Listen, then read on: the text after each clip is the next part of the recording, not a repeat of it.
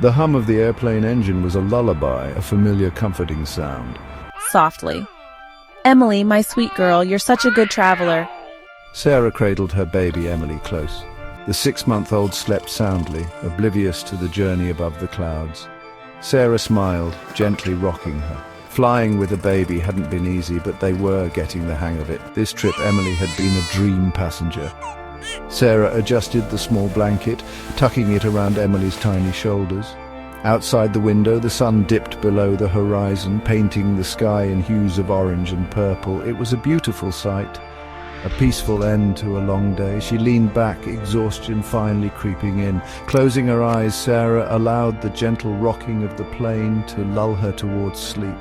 Everything felt normal, familiar, the usual murmur of conversations, the clinking of drink carts, the quiet sobs of a child a few rows back. These were the sounds of air travel, a symphony Sarah had grown accustomed to. She never imagined this ordinary flight would soon transform into her worst nightmare. A presence loomed. Sarah opened her eyes. A man in the aisle seat was staring at her. His eyes, small and beady, held a strange intensity.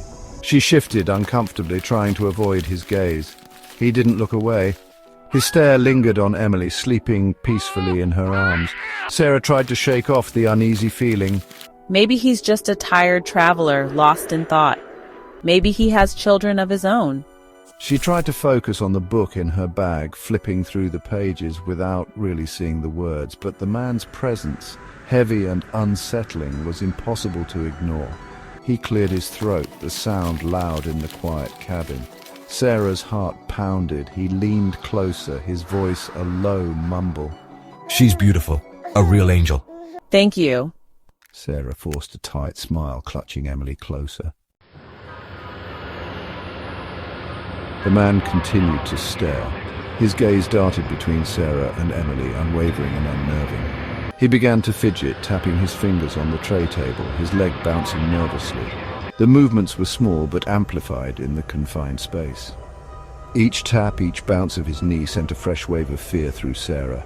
He leaned in again, his breath warm and stale on her cheek. She looks just like you. The spitting image. Sarah recoiled, pulling Emily tightly to her chest. She wanted to scream, to demand he leave her alone, but fear choked her voice.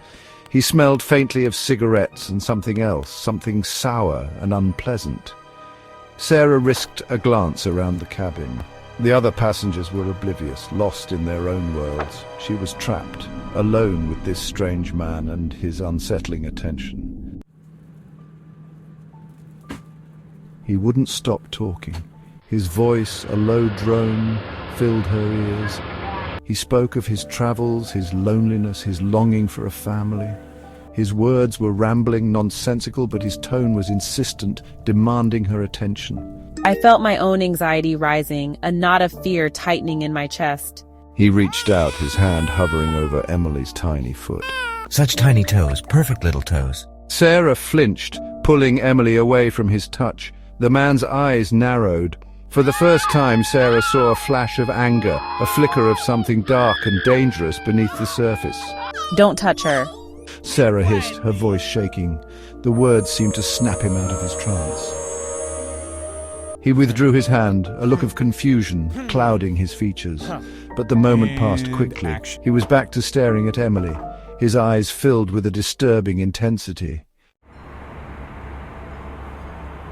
Fear pulsed through Sarah. This wasn't simple eccentricity, this was something more sinister.